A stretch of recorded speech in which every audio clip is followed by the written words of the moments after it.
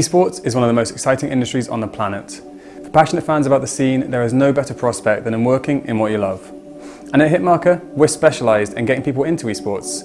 We're an esports and gaming job website, so it literally is our full-time focus.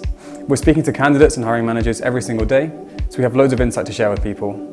That's why we've put our 6 most actionable and crucial tips for getting a job in esports into this video. Our first suggestion if you're looking for a job in esports is to be active on social media. The community lives on Twitter, and it's always a good idea to be on LinkedIn when you're looking for a job.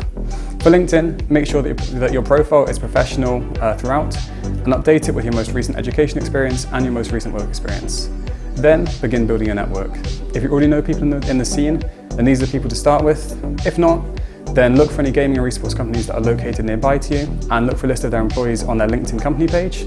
Reach out, let them know that you're local, because you could be building inroads with people that you end up applying for jobs with later on down the line. On Twitter, you have the unique ability to be able to connect with thought leaders, decision makers, and hiring managers in the scene on a very conversational platform.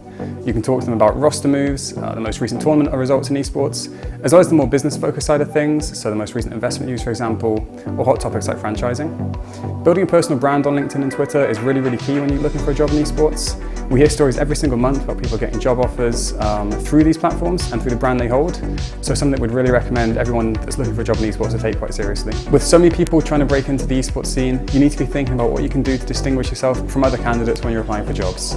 The best way to do this, of course, is with endemic experience or experience gained through esports, but we know how tricky it can be to get that without having a past job to lean on when you're applying for these. Here's our advice on how to get that first bit of experience behind you. Firstly, you want to take a look at what companies exist nearby to you. So go on that magic tool again on LinkedIn and look for any esports or gaming companies that are located nearby to you. Then look for a list of their employees. Again, you can find that on their LinkedIn company page, and just send a connection request to them. Be transparent, let them know what your ambitions are, what your skill sets are, how you think you might have to slot into their company, and if they've got any sort of feedback or advice to you on how to make the dream work. You never know, they could point you in the direction of any work experience opportunities with their company, or even keep you on the radar for any future paid opportunities with their company, which is obviously super useful for you as a job hunter. Now on this point, we have to touch on that big topic in esports, which is volunteering. A lot of people in esports got their start through volunteering, using this to sort of springboard themselves onto the paid roles in the future, but we know it isn't for everyone. If you've got bills to pay, for example, a mortgage or anything like that, then volunteering might not be what's best for you. But if you are just starting out, and you're a student, for example, and don't have many sort of outgoings, then volunteering to get that first bit of esports experience behind you can lead you on to those paid roles in the future. One thing we would say about volunteering though is to always view it as an exchange. Since you're not exchanging your time for money like you would in a regular job, you need to think of it as exchanging your time for experience. If the experience that you get is valuable and can lead you to paid jobs later on down the line, then volunteering could be useful for you. If not, however, and you don't think there's much to learn there, then it's definitely not worth your time. Also, when you are volunteering, just do your own research into the company that you might be working with.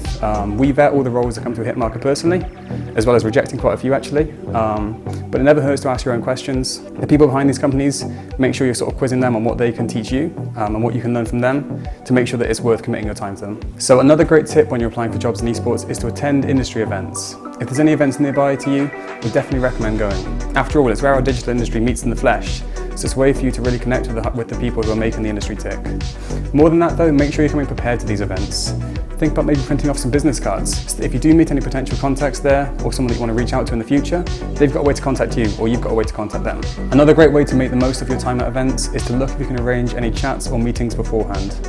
Before an event, often people put in their Twitter names the hashtag of the event to let people know that they're going.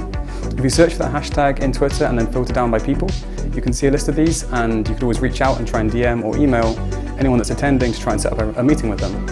This can then let them give you feedback or point you in the direction of any job opportunities either with their company or with another company in the space. Just remember that these people are there to work, so don't pester them if they don't reply. It's nothing personal, it's just they might be a bit too busy to get to you. Speak to the power of going to esports events. Here's a success story that we love sharing with people. Jordan Deaton, who's a full-time employee of Complexity Gaming, which is one of the biggest esports orgs in North America, actually got the attention of Complexity through attending an esports event himself.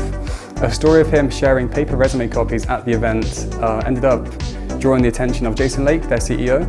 After arranging a conversation and a trial period with the company, Jason then eventually made Jordan a full-time employee with Complexity, and obviously making his esports dream come true. So that's really, I think, the magic of esports events right there, and the industry as a whole. One thing that makes esports really unique is it's full of startups and companies trying to do a lot with a little. It's still quite a young industry, so oftentimes when you're working in esports, you'll be finding yourself wearing several different hats at once. One thing that means you can do to increase the value you can bring to a company is identifying your core skill and trying to build skills around that. So what we mean by that is, if you're a writer by trade, look into areas like SEO, marketing and PR, and see if you can add these to your skill set. What this means is that when you apply to jobs and a company sees that you've got these different skills under your banner, they'll instantly recognize you're a lot more valuable than a candidate who can just do one of them, for example. Likewise, if you're a designer who specializes in still graphics, see if you can add motion design to your wheelhouse. Instantly that doubles the value that you can bring to a company. And if you're interested in getting into social media, then see if you can learn basic graphic design and basic video editing, just because a lot of that job is based on sharing content. And if you can edit that content yourself, then instantly you'll sort of rocket yourself up in the eyes of a company that's looking to hire you. So more so than in most industries, esports is super competitive to get into. There's a lot of people applying for jobs and only a finite number of things to apply to. So oftentimes you'll find that things are very competitive in the role that you're going for. What this means is your resume and cover letter have to be absolutely perfect. There really is no margin for error. So spend the time perfecting these documents before applying to the jobs to avoid the disappointment later on down the line when you realize they might not be quite up to scratch. An example of how competitive things can get came when the COO of Ninjas in Pajamas, one of the sort of most recognizable esports teams in the world, shared something on LinkedIn about a recent round of hiring that they did. In a few different job roles he posted, they received over 1,000 applications in just 7 days. So although that is the top end of the spectrum, things don't often get much busier than that.